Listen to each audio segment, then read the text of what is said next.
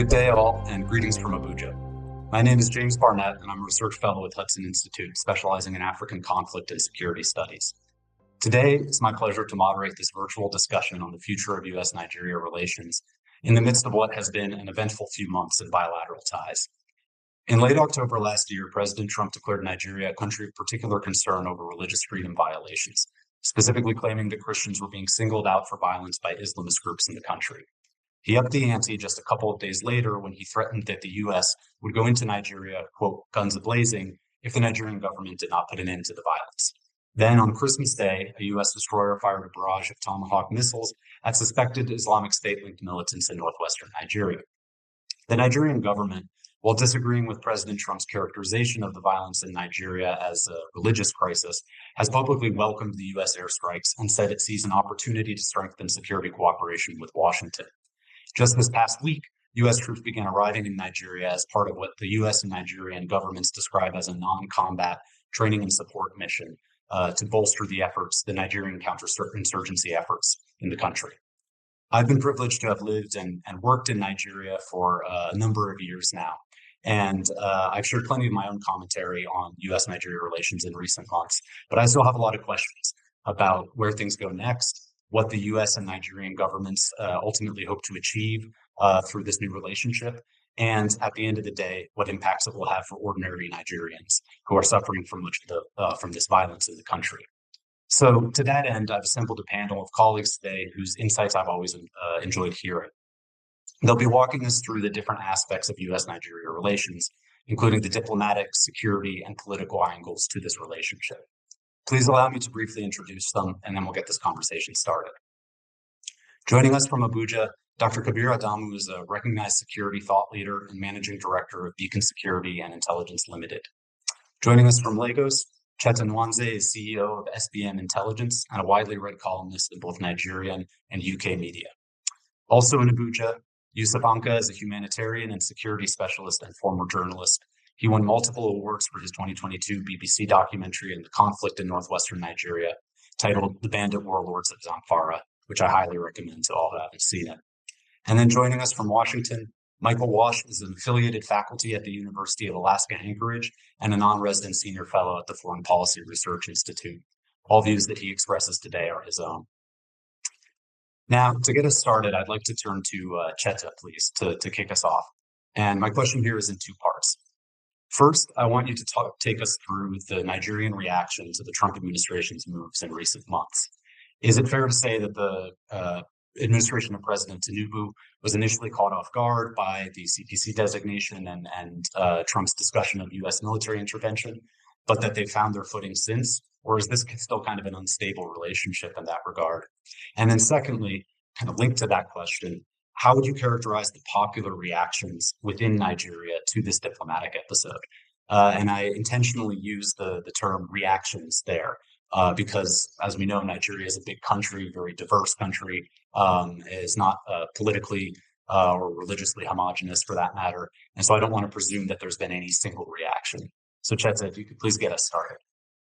Okay, thank you so much, and thanks for getting me here. I like the fact that you consistently use country in describing Nigeria, because that's it's something that we're very careful to do within SBM Intelligence. We avoid describing Nigeria as a nation. Nigeria could become a nation at some point, but it's not yet there. We're a country of different nations who have their different interests. And this showed in, for example, the reaction to the coup in Niger Republic a couple of years ago, when the reaction from the southwest part of Nigeria was very different to the reaction from the northern part of Nigeria when the Nigerian government threatened to invade Nigeria. So basically, I'm already answering your second question first. Basically, there are different reactions to what has happened. And I think it's important to point out that there is not a Christian genocide in Nigeria. There are acts of genocide. Genocide has a very high bar to prove. You need to prove intent as well as acts.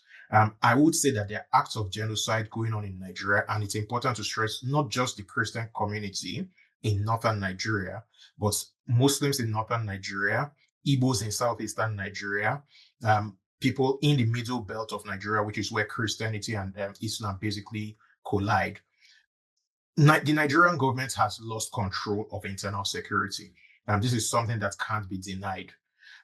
So, in many respects, the Tinubu government was caught off guard when President Trump designated Nigeria as a country for particular concern. It was, for me, it was a case of bad diplomacy. The US had telegraphed this for a very long time, but Nigeria basically, unfortunately, we built a system where we are set up to be to be reactive, not proactive, and that's shows very true. But having said that, I think that the actions, things that have happened since then, has been a study in strategic evolution. While the initial response was very disorganized, you had various presidential aides trading social media insults. You had critics accusing the government of denial. The pivot eventually, when it came, was very quick and very decisive. And I would say that the turning point was the Christmas Day airstrikes. When those happened, they essentially presented the government with two bad options. A, basically shout at the Americans for impugning Nigeria's sovereignty and and basically keep a lot of people in northern Nigeria happy, or concede to the Americans and then basically keep a lot of people in northern Nigeria unhappy. What the government chose to do was concede to the Americans. I think that it was the better choice of two really bad choices, because if you look at the current political climate on the planet, who can hurt the presidency of Nigeria more at the moment? It's Donald Trump. So claiming, in my view, and I think that both Yusuf and Dr. Kabir would probably back me up on this. I don't believe for one second that the Americans informed Nigeria before conducting the airstrikes. They did it themselves. But eventually, they gave room for Nigeria to sort of save face. So effectively, sovereignty was preserved while some immediate threats were removed. There has been, from our monitoring of the situation, there has been some upticks in attacks, but things seem to have reached a sort of equilibrium that may or may not deliver results. What I'm basically saying is that we have reached a tactical, there's been a tactical win. Whether there will be a strategic win is something that we will see in the long term. But I mean, the diplomatic machinery has been delivering some results. On paper, intelligence sharing has deepened. I think within the context of AGOA, the AGOA extension, that has happened. And there have been some arrests for terrorism financing, and it has allowed the president to push through some of the things that he wanted to do. So, for example, deployment of forest guards, and then some constitutional amendments advancing the powers of state police. But going back to the second question, domestic support will remain fractured. There will be, again, that's basic truth of Nigeria not being a nation, but a country. Some people will support, some people will oppose. My main worry is that a lot of that support or opposition is along sectarian lines, which carries the risk of deepening the problems that we already have. And God knows, and everyone on this call knows, that we have a lot of problems. Thank you, Cheta, for that helpful introduction. I think now is a good time to pivot to Dr. Kabir. Doctor, I'd like you to offer you a chance to kind of respond to some of the points Cheta made. And my question is actually kind of very similar to something I think he started to discuss, which is almost a question of narratives, right? President Trump has framed Nigeria's security crisis in religious terms, talking about violence against Christians in particular. You know, many researchers and analysts say, of course, that it's more complicated than that. But saying simply, well, it's more complicated, it's not really in and of itself a kind of a counter narrative, Right. So if you could I'd like you to kind of summarize what you see as kind of the fundamental security problems in Nigeria for us. And then if you'd like also maybe to add on to or respond to some of the points that Cheta raised. Thank you, James, and thank you to Hudson too for organizing this. I think it's timely. The conversation is quite rife in Nigeria at the moment. There are discussions around how the expanded relationship between Nigeria and the United States is in a way affecting Nigeria's sovereignty. Several think tanks, very influential researchers have written to suggest that Nigeria's sovereignty has been let go, as it were, handed over to the United States. And that, I think, is so impactful in terms of Nigeria's democratic progress. In this Fourth Republic, which is the longest that Nigeria has seen, I think this is the first time we're seeing think tanks, respected individuals, academicians, writing and reflecting on that. Cheta did mention the December 25th, 2025 military strikes. This is the first time in Nigeria's post-independence history that a foreign country is carrying out military strikes within Nigeria. For historians who would remember, during Nigeria's civil war, 1967 to 1970, it came at a time when Nigeria had little or no air force assets. And there were offers from partners across the world to support Nigeria in terms of its air capabilities. And that included bringing in aircrafts and pilots. But I think to protect that sovereignty, Nigeria rejected those offers. And what Nigeria did at that time was to buy military jets, aircrafts, and got pilots from Egypt who now flew the aircraft. So in one way or the other, trying to protect the sovereignty. And I think this is very important for the context of the conversation that we're having. With regards to the allegation of Christian genocide, I must say that it wasn't really President Trump that started that allegation. It started from especially clerics and I would say some lobbyists associated with secessionist group within the Southeast. And I think one of the most obvious indicators was when, after the attack in Benue State, when so far an unknown group attacked a part of Benue State and killed several individuals there. The president visited, and then one of the most respected traditional rulers in front of the Nigerian president stood up and said, "No, Mr. President, you are referring to other violence, you are referring to attacks by insurgents. No, this is genocide." And and this respected traditional ruler was an academician. Think has a professorial profile, and said that in front of the president. And it was reported by the media and all of that. So it wasn't really surprising when Trump came up with that, because there was enough evidence to suggest that there was a lot of lobbying by these groups in the United States. And a lot of the conversation is that lobbying kind of aligned with Trump's domestic support base, which is the evangelical support base, and he kind of latched onto it. The administration latched onto it, and where we are. The reality is extremely different. Just like Cheta mentioned, there are several security challenges.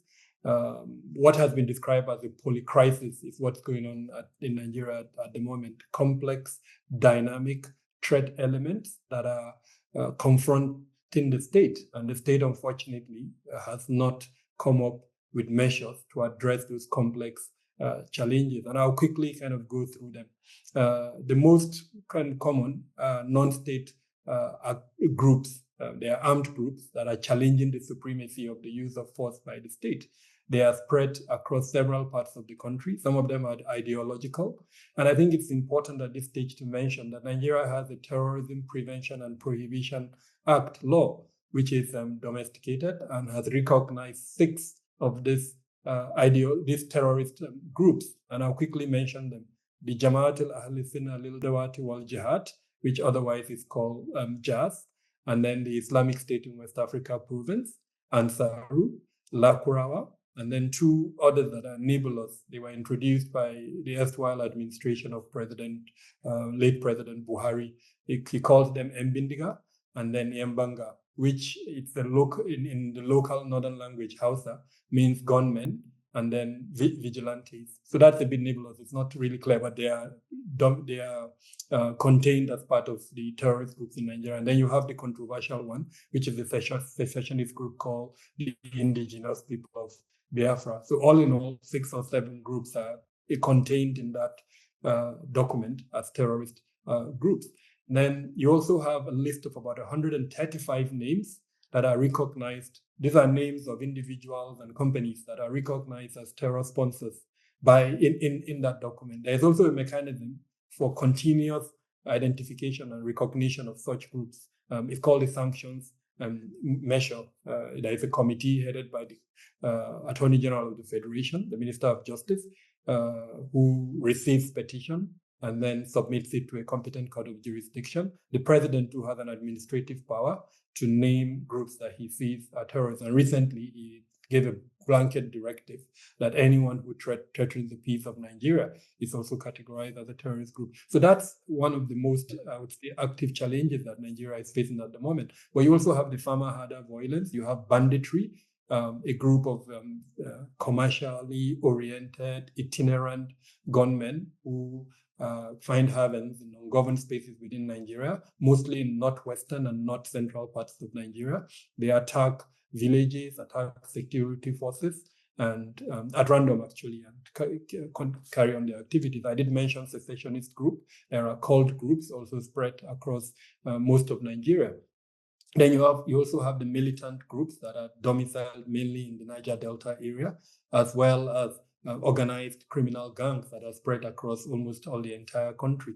Then you also have what has been described as political talks. They are associated with political, either parties or sometimes individuals, and they also play a role in that regard. One of the most, I would say, silent threat elements that is not often spoken are the ethnic militias. Nigeria has, in the minimum, about 250 ethnic groups, and almost all of these groups have, one way or the other, either sponsored or supported the existence of armed militias that are outside the state. So these are some of the active threat elements of Nigeria, and each of them, at every point in time, operates and affects Nigeria's national internal security. Thank you very much, Doctor. I think it certainly helps us understand that the complexity and the scale of I think the security problems. I want to turn to Yusuf, but actually first I'd like to turn very quickly to Cheta, just to respond to a point that Dr. Kabir made. If you have maybe just in 30 seconds, Dr. Kabir talked about the kind of what he sees as the lobbying push, and I know that you've been following US-Nigeria relations for a while. Do you agree that this is kind of a recent development, and do you agree with kind of the framing of that, or how do you see the Nigerian side of this activism, this advocacy, if you will, around that genocide claim, related claims? There has been lobbying, and the lobbying has been going on for a long time, so it's not recent. I think it's important to point out that, for example, IPOB, the Indigenous People of Biafra, as far back as 2018, were already lobbying the US government. It's only fairly recently that the US government moved, but I mean, my limited knowledge of the way Washington works is that it takes time to move the needle. Which is why I think that the fact that the Nigerian government is responding and expecting quick results, it may not necessarily work. But yes, there has been lobbying. And it's again, the result, as it were, is part of what I talked about earlier, that we tend to be reactive, not proactive. Because if we had been looking at this for a long time, we would have actually started working to counter those efforts. Having said that, again, one of the problems that we have is we have a problem of our narrative, our storytelling is designed to make political actors look good. It's not designed to actually present the facts. So you'll find that what the long-term effect of that has been to erode trust. So when certain groups say things in a vacuum and nobody responds, and then begin to respond from a political, ethnic, or religious lens later on, people immediately switch off. Thank you, Chita. I think that's a helpful addendum to what Dr. Kabir was saying, particularly about the way in which these narratives kind of get very politicized and ethnicized. I think we've seen that in the social media discourse about blaming different groups for this, that, or the other thing in recent months, particularly around this US Nigeria stuff. So Yusuf, I'd like to turn to you. Dr. Kabir kind of gave us a very kind of an overview of the different threat elements, the national security issues at a national level. I'd like you to talk a bit about the Northwest, because this is an area that now, after the U.S. airstrikes, the U.S. military has in some ways been, operated there. The Nigerian military is quite active in the region. I can safely say that you're one of the I would say the global experts on the Northwest and the security problems there. I've learned a lot from you over the years. So, a lot of people, I think a lot of observers were surprised not only by the Christmas Day airstrikes, but particularly that the targets selected were in Sokoto State in the Northwest rather than the Northeast, where you have ISWAP and JAS, which are kind of the two biggest jihadist factions. So can you tell us a bit about kind of how you see the security context in Northwestern Nigeria? Who are the different actors and stuff? And what impact, either kind of tactically or more broadly, maybe politically even, do you think the strikes have had? Okay, thank you very much, James. Thank you very much, everyone. So my understanding of the current situation is that the Northwest has almost become the very heavy epicenter of violence in Nigeria in recent years. There is also the growth of what I would describe as there seems to be a lot of consistent engagements between bandits and jihadi elements, either within Nigeria, within the Northeast, within the North Central, Niger, Benin, Burkina Faso, and Mali, in efforts to recruit, or I would say persuade a lot of these bandits into believing the strong ideological leanings of the jihadi groups. As we all know, most of these bandit groups are not ideologically inclined, or they do not base their violence on the basis of ideology, but more economical, criminal, more community nuance than ideology. However, I think what we have seen, especially in the last 7 months in the Northwest, is consistent efforts, especially by jihadi elements, to persuade a lot of bandit groups to adopt these ideologies. It didn't start in the last 7 months, at least it started more than 5 or 6 years ago, sometimes with little successes and also enormous challenges. But I think what we see now is a bit different, in the sense that both the jihadis and also the bandits are almost coming into a kind of alignment that indicates both groups are beginning to see the interest in working together. And it is not only on the basis of ideology, while ideological groups are also seeing the interest in operating in the Northwest of Nigeria, because it seems what it seems is that it seems to allow violence without much of state challenges like what you would see in the Northeast. Basically saying there is more fertile ground for people to perpetrate violence, take people's wealth, and have less challenges as compared to the Northeast and other parts of the country. On the other hand, also the growth of the Lakurawa group in Sokoto and Kebbi has been increasingly concerning. There is no clarity and there is no clear allegiance. I think this group has shown to be ideological driven, and it does not, in its operation, align entirely with the typical bandits nature of operations. So I think this upscales the levels of concerns in the Northwest. It's looking at how bandits have almost infiltrated almost every corner of the region. If you take except, for instance, Jigawa,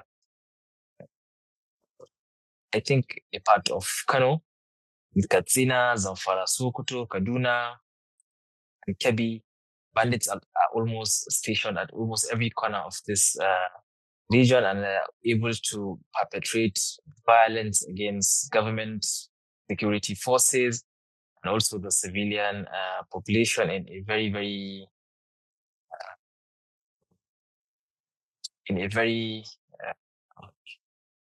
I would say, in a way that puts the population and the government in a very difficult position. So I think that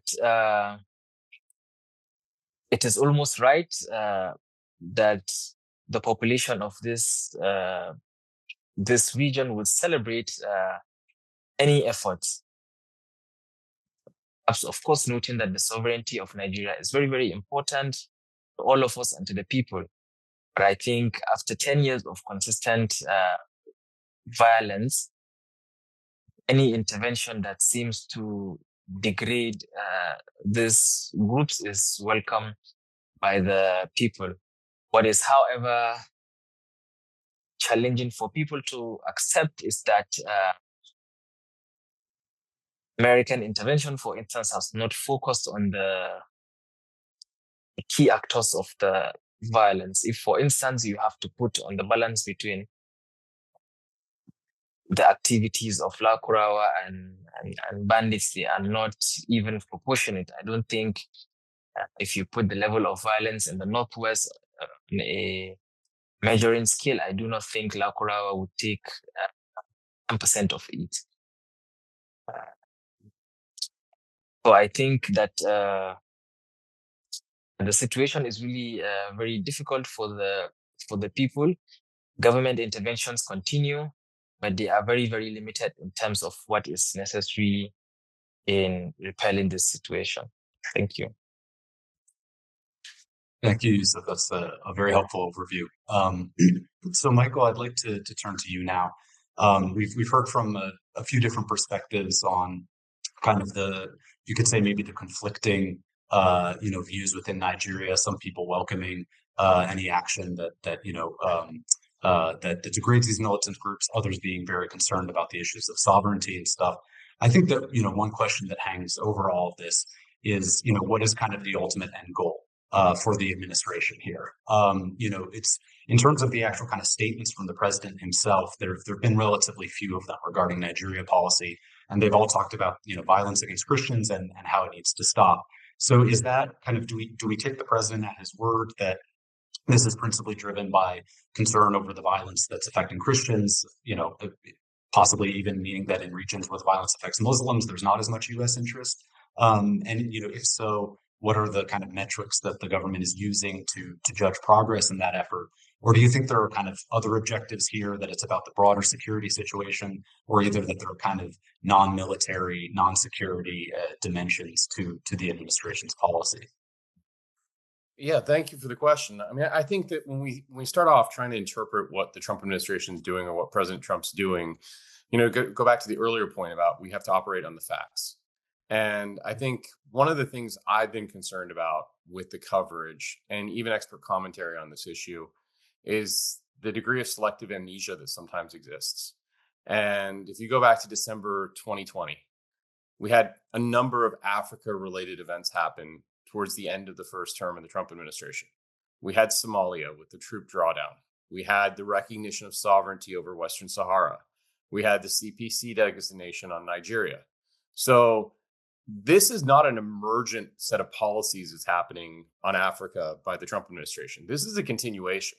And I think that we have to acknowledge that right off the bat. And I think that is not acknowledged often enough.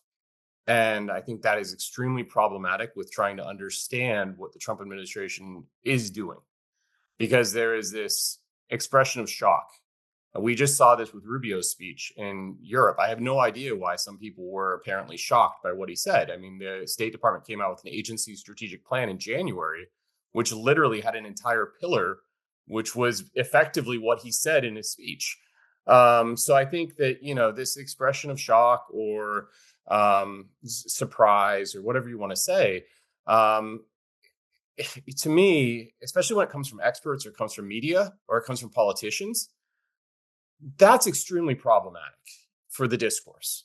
And it makes it hard to interpret what the Trump administration is trying to do.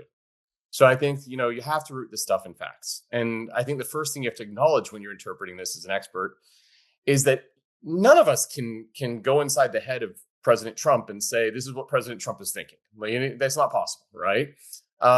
What we can say is, here's the context and here's the decision making and here's what we've witnessed, here's what we've observed over time. And you got to go back, I think, to at least December 2020 to start that conversation in the context of Nigeria. And so when you look at what happened in the aftermath, right, under the Biden administration focused a lot on democracy, right? Summit for Democracy. I mean, that was probably one of the greatest failures of the Biden administration.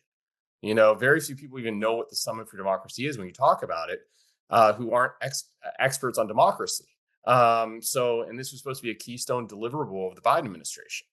And so you go back to when they made the decision not to terminate effectively the CPC designation and the reaction that happened. And Nahol Tusi wrote this great piece back in November of 2021. And I'll read the first paragraph because I think it's really important as a starting point when you're trying to answer this question that you asked me. This is how it starts. Christian groups, a U.S. government panel, and former senior U.S. diplomats are furious over Secretary of State Antony Blinken's decision to take Nigeria off a list of countries accused of engaging in or tolerating religious persecution. Now, let's be clear, that's not Christian genocide. That's a separate issue. But this is a contentious political issue that didn't just arise with the CPC designation under the second term of the Trump administration. This has been a smoldering issue. And it was extremely problematic for the Biden administration because if you go back to that first designation, one of the things that happened when Nigeria was designated, it was the first secular democracy ever to be added to the CPC list. And so you have the Biden administration coming in and say, we're going to promote democracy. And you have a democracy that's on this list. So they made the decision to take them off the list. And that was contentious for people who believe they should be on the list. So this is where the political discourse and the opinions come in, right? So you go through the Biden administration. Obviously, there were Christian groups. If you actually go to what was said, the press release that came out from USCIRF, which is an independent bipartisan committee, and we can have a whole discussion about like how independent, how bipartisan. There's a lot of debate about all that, right? But regardless, it was an independent bipartisan. In November of 2021, they came out with a press release in reaction to the Biden administration that said they were appalled. This is an independent bipartisan committee, said they were appalled that the administration had removed Nigeria from the list. So there has been political debate about this and deep political debate about this across two prior administrations that got us to this point. And we get to this point. And so, the Trump administration makes a CPC, and that's really the starting point for a lot of this discourse on, what is Trump trying to do? What's the point? And there's another event that happens with the Christmas event, which was also shocking to people. And people expressed surprise and everything else when that happened.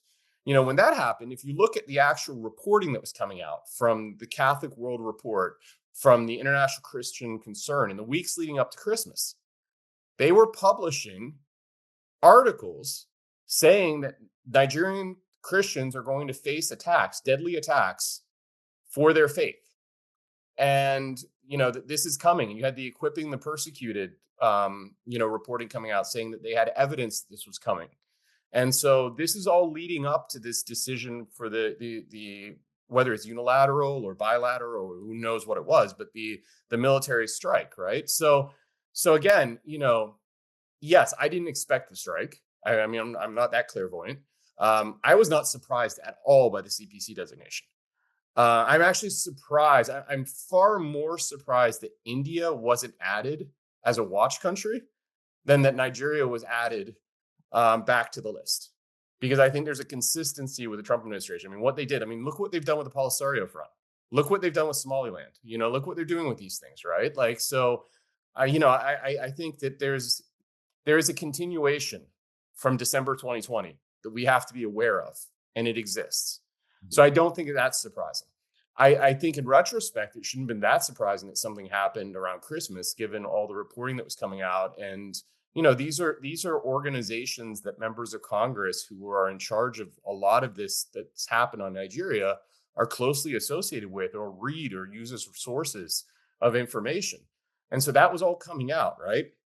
So I think that to make sense of all of this, right, I think there's 4 framings that this comes under when we talk about US-Nigeria relations in the context of violence against Christians or just violence in general. You can frame it through the counterterrorism lens, through the regional security lens, which is like the traditional DoD approach, the AFRICOM approach. This is a counterterrorism issue. And, yes, you can frame it as the victims are of a certain religious group, but you're not framing it as Christian violence or Christian genocide. You're framing it as terrorism. And that is one lens that has been the traditional lens that, we've looked at it through. Another lens is the democratic backsliding lens, that this violence, this sectarian violence, is emerging from the fact that democracy is eroding in Nigeria. And that was another lens that it's looked through. I think that the religious persecution lens is its own lens, and that is an important lens. And I don't think this is a new lens. This lens has been around for a while, and it's been at the highest levels of government for a while. So I think that that's another lens. And then I think there's one lens that no one ever talks about, which is a domestic political lens. And, all of the concerns, about the role that Nigeria plays in U.S. domestic politics, especially the Nigerian diaspora and all of the other things that you hear people express concerns about, that there's a political bias in certain countries when they engage in domestic politics, whether that's Nigerian Americans from the diaspora or whether that's individuals from outside the U.S. who are engaged. There's been concerns that people have expressed around that. So I think you have these 4 framings that happen, and then people latch onto those framings. They latch onto some combination of those framings, and certain special interest groups, certain individuals, they latch onto all of that. And I think bureaucratic politics comes into play. And so when I'm trying to make sense of what the Trump administration is trying to achieve here, what's their strategy? The Trump administration, I don't know what motivated the attack. I think the CPC is pretty clear. There's a long history of an independent commission saying that Nigeria deserved to be on the list. I don't think that's surprising, but I think that the attack and then the escalation and then the rhetoric and all of the other stuff that happened, that was a pretty rapid escalation. But the people who were involved in either advising or motivating or pushing, they were latched onto these different sort of framings, whatever the framings are. And there's another framing in the background, the domestic political one, which is the migration one. And you've heard people who are involved in all of this talk about, the risk that this poses to the United States in the long term because of the growing population in the Sahel and in Nigeria and in sub-Saharan Africa, and about how this is going to cause a problem in the long term. So we need to deal with it now. So I think that's a domestic political, that's a migration, homeland security, immigration issue. So I don't think it's simple, is I guess the point of all this. So everyone has these little framings, everyone has their own approaches, and they're all advocating, they're all pushing, they're all, and Congress played a big role in all of this, and escalating all of this and engaging in all of this. And AFRICOM is facing right now a big question about whether or not they will exist. Are they going to get dissolved? So I think all of these things are pushing on the Trump administration. So what is the strategy? I think the strategy is that the President Trump made the statement, he put everything into play, and now the bureaucratic politics is playing out. Now all the different groups are pushing their agenda and trying to maximize what they want to achieve. I don't think there's a unified strategy. I think it's a fragmented approach. And I think you have multiple groups who are advocating for their positions, for their equities, for their goals and objectives. And what we're seeing is because you have so many groups, it doesn't appear coherent. Okay, thank you very much, Michael. That's a very, I think, interesting and kind of helpful overview of maybe the different political factions even at play, if you will, or the different political angles of this in the U.S. You kind of actually answered my second question, which was about the possibility for escalation, or is this on autopilot? I think you made a good point, right? I think the CPC designation probably wasn't a surprise to many people, but obviously we're seeing something new with kind of the military dimension. So thank you very much for those inputs. Chet, I'd like to turn quickly to you. We're now a year away from Nigerian elections, and I think kind of the unofficial campaign season here in Nigeria has already been in swing for a while, right? So do you see kind of two sides of this, right? Do you see the elections in Nigeria influencing in some ways the Tinubu government's and the Tinubu administration's policies, both kind of on the diplomatic front, with the U.S., but also in terms of, say, their security strategy, with the increased U.S. focus on the country.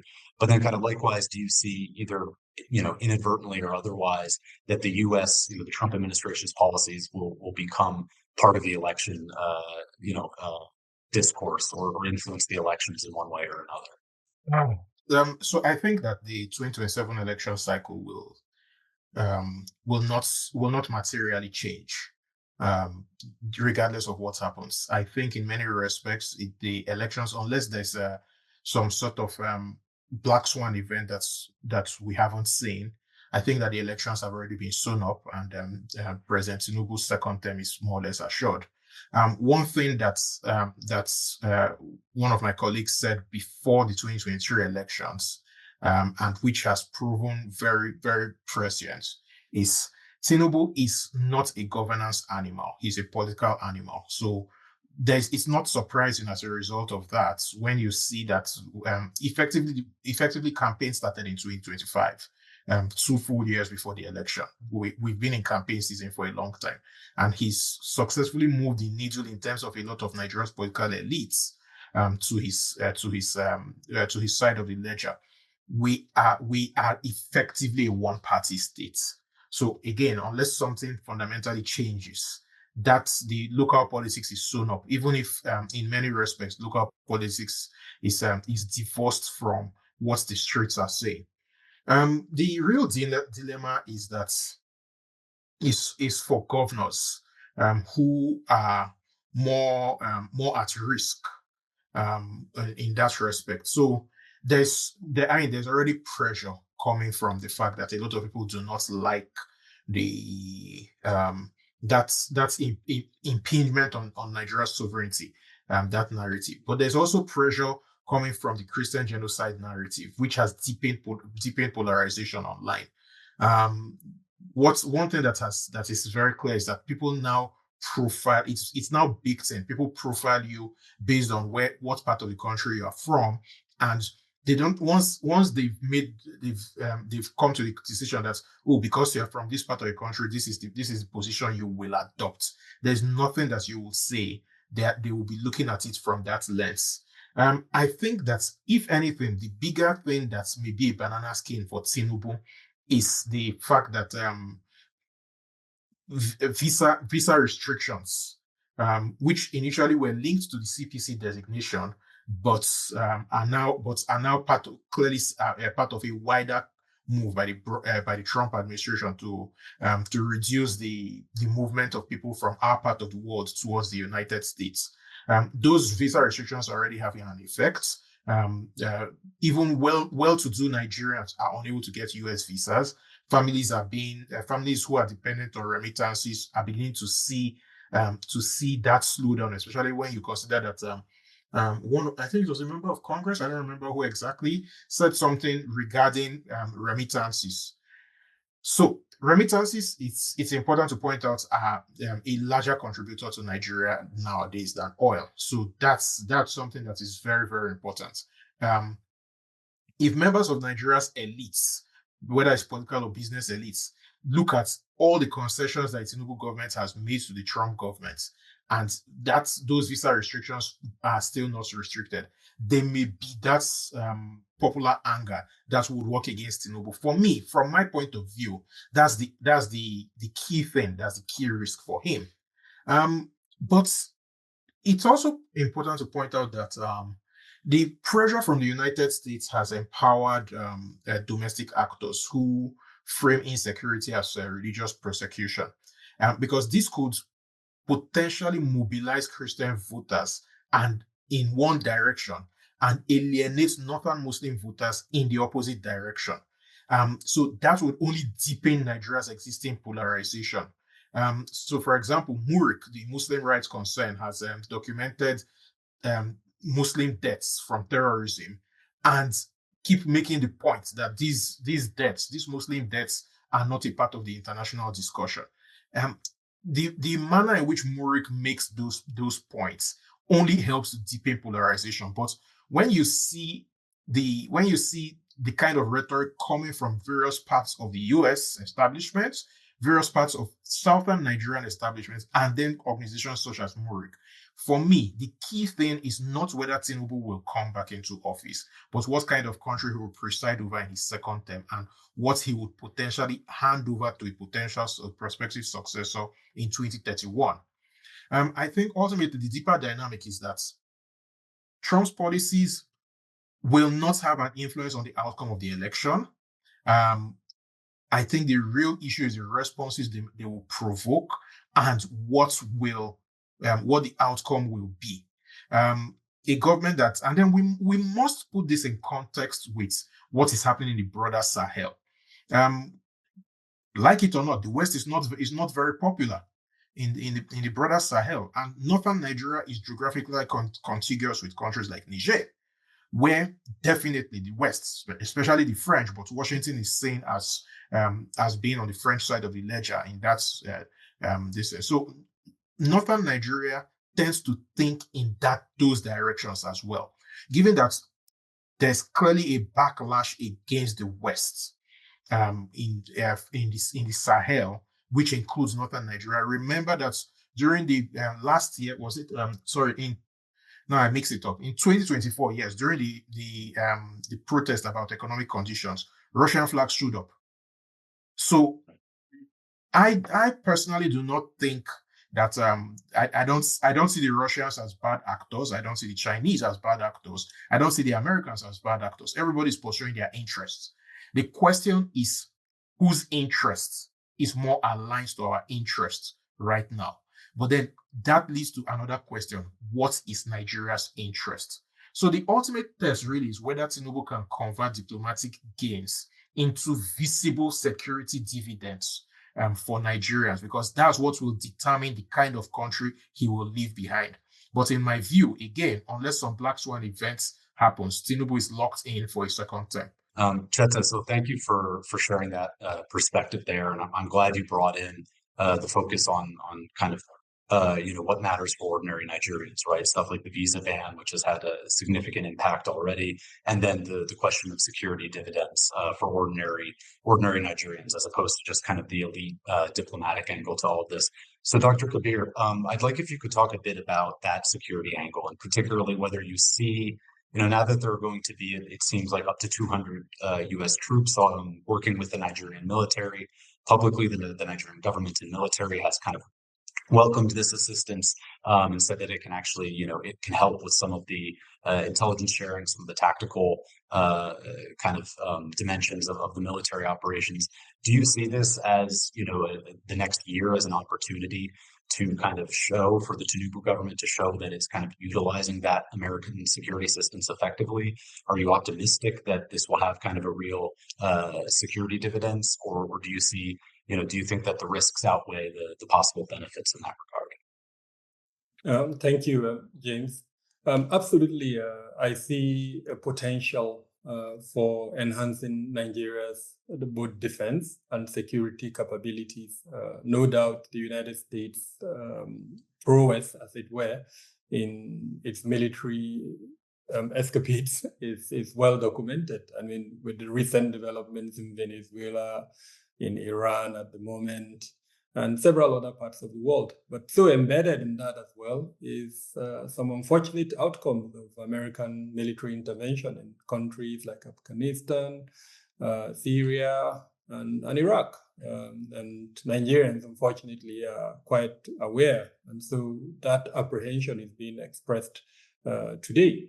But I also want to mention that, yes, the framing, the partnership is put across as a security partnership. But just like previous speakers, and I think Cheta in particular has highlighted, that there are several dimensions to this development, some political, others social. The polarization that we're talking about could, in a very, very direct way, affect Nigeria's democracy. The tectonic templates that Nigeria lies upon are ethnicity and religion. And to an extent, this particular issue, the way it's being framed, is affecting that tectonic template. And if it's not managed effectively, no matter what positive outcome the security partnership would bring, it would create new challenges that would make those outcomes useless. So I think it's very important. And it's also very, very important that players within the US, especially the Trump administration, take that into consideration. Nigeria is a very proud country, and I think in my earlier remark, I tried to remind us of that, of the fact that even at the time of absolute need, Nigeria tried to maintain its sovereignty. Now, this is not in any way belittling the challenges that Nigeria has. Those challenges are real, and I know at some point, Cheta did mention that the Nigerian government is unable to manage its internal security. I don't agree with that, for the simple reason that to a great extent, law and order is maintained in Nigeria. Yeah, there are instances of huge security challenges. They were reminded every day of that. But I think to say it's completely broken down would be taking it to another level. So having said all of that, yes, the military partnership can support Nigeria's quest for enhanced both in terms of production, acquisition of military hardware, as well as other security hardware, intelligence sharing, strategy, and all of that. And I think there are examples that would test whether this would be a reality. Just 2 days ago, there was an attack in Borno State in northeast Nigeria, where armed groups, most likely affiliated with the Islamic State in West Africa province group, attacked a military formation and ended up killing about 8 military men. Now, they traveled a distance of almost about 30 kilometers on motorbikes, about 50 of them, between 50 and 70 of them. Now, questions are already imagined that with this partnership between Nigeria and the US, how come that was not stalled in terms of first intelligence, identifying the threat element, and then making sure the threat element does not attack that target? And then secondly, even if the attack happens, what kind of support would be provided by the American forces to identify where they came from, where they are at the moment, and then, of course, some form of military action taken. So all of this would play into the other consequences that we've highlighted. And I think it's absolutely important for the Trump administration to realize. I mean, reading through the US National Security Strategy 2026 that was released in 2025, it's very clear that the American interest in Africa and probably in Nigeria has nothing to do with democracy, at least if we go by that national security strategy. But even if the interest is tilted towards other objectives like stated in that document, those can only happen if Nigeria's government is stable, as it were. And I think so. It's very important that as we progress in this, that the US administration realizes the consequences of this, some of this action, and that a whole of government kind of approach is considered. There can't be a joint working group discussing and negotiating with the Nigerian government, and then you now have congressmen going to submit, bills, as it were, that is going against the objectives of the joint working group. What that does, it kind of triggers some of the other risk elements that we've identified, and as part of this conversation, it also enhances that polarization. And so while dealing with that challenge, new challenges will emerge, and whatever benefit of that. In closing, I must say that one of the objectives, imperatives of this current administration, the Tinubu administration, is to enhance defense equipment production by 40% when it hands over, or whatever, after the elections in 2027. And so that's a clear pathway for this cooperation to be tested. I know using Nigeria's strategic autonomy, where it's already discussing with other partners, Turkey is one of them. It's also discussing with some other African countries, but none of this have the potential, I think, to enhance that capacity like what it has with the United States. So there are good examples to actually measure and understand how this partnership would go down the road, 12 months, 1 year down the road. Thank you very much, Dr. Kabir, for making those points. I think it's important, as you highlight, right? I think is trying to identify the areas for potentially positive impact while being well aware of the risks that the new, this new kind of course that we're on might entail. So I'd just like to quickly give everyone a chance to give kind of a final 1-minute comment. Maybe Michael, starting with you, I appreciated your points earlier about the different elements of U.S. policy and how they're maybe not fully aligned. Could you give us maybe just some final thoughts about where you maybe see things headed over the next 12 months?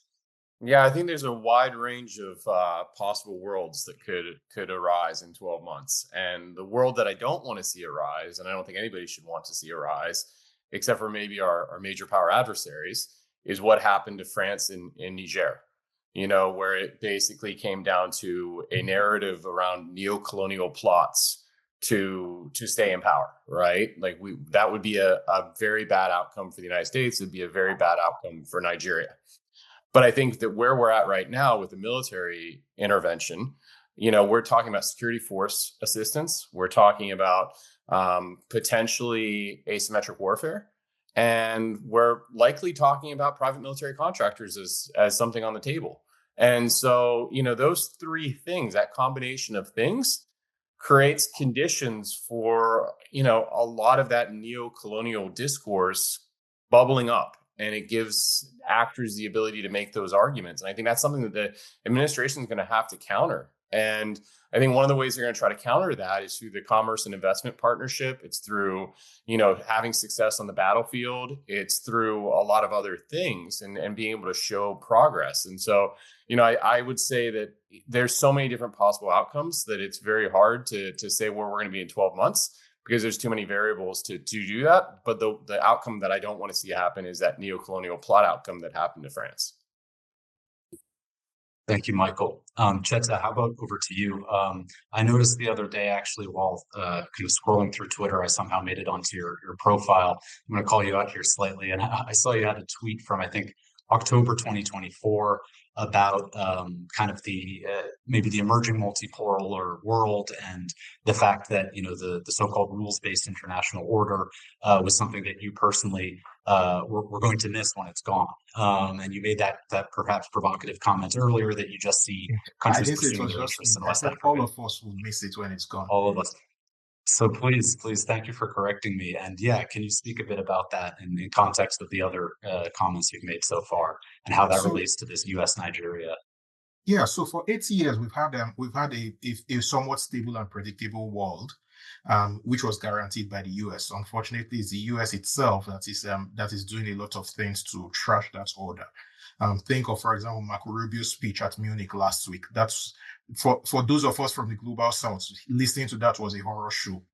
And unfortunately, that is the direction of travel. When you read the national security strategy and all of that, the entire continent of Africa, my continent, occupied less than a paragraph in the entire, in what, 29 pages of documents. That tells us, as Dr. Kabir has pointed out, it's clearly about interests now. It's no longer about quote and unquote what is right for everyone. We are now headed into a world of serious competition, and as Mike has pointed out, the outcome will not be good for the US. The outcome will not be good for Nigeria. I think the outcome will not be good for anyone. Are we irrevocably on that path? I don't know. In my opinion, I think that the midterms in the US in a few months will tell. But if we stay on that path, then we will squarely return back to a world of might is right. And the reason why I say I'm afraid of such a world is that my part of the world, Dr. Kabir and Yusuf's part of the world, were at the bottom of the food chain. So we will be on the menu. Thank you, Cheta. Dr. Kabir, any final comments? Yes, I think just to build on what Cheta said, we are on the menu, and I think this is something that the Nigerian government should perhaps appreciate and build upon. Having said that, I think it's absolutely important that as we continue along this path, there's a joint working group between the two sides. And I believe that joint working group should be given a chance. What's the point of setting up something where very senior officials are represented and then it's not being given the chance? And what do I mean by that? When statements and actions are taken that are in clear contradiction of the spirit and the purpose for which that joint working group was set up, all it does is just add more problems to what already exists. If the essence is to support end the killings of Nigerians, and hopefully not just Christians, but all Nigerians, then I believe that that joint working group should be given a chance. And for me, as someone with the long years of experience in Nigeria's security sector and who understands both the institutional and structural challenges, what is required is a security sector reform that looks principally at security sector governance and then enhances accountability. And the US has the influence to actually demand for that from the Nigerian government. So I'm hoping to see, as we progress, some form of redirection of the United States objectives, irrespective of whatever led to where we are at the moment, to emphasize points around security sector governance and accountability on the side of the government, and not necessarily, in the manner that it's going at the moment. It would not address the root causes of the security challenge. Only good governance with strong accountability elements would help address those root causes. Thank you very much. Thank you very much to all my panelists. I think that's a good, we've gotten a good kind of range of views shared here, identified some potential opportunities, some areas where maybe things are a bit more hopeful, but also a lot of areas of risk, areas of skepticism in terms of how this kind of new policy and the new relationship, if you will, is viewed in different quarters. All I can say is that I hope that if we reconvene this panel in a year, as Dr. Kabir was saying at the end, that we'll have some good news to discuss in terms of the status of insecurity in the country, improvements in the lives of ordinary Nigerians. I think that's ultimately the most important question here. So thank you all for joining us today. Thank you for tuning in.